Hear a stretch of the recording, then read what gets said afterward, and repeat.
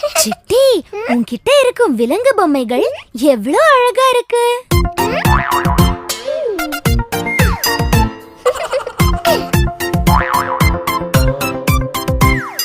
விதவிதமாக என்னிடம் இருக்கு நான் விரும்பும் செல்ல விலங்குகளே.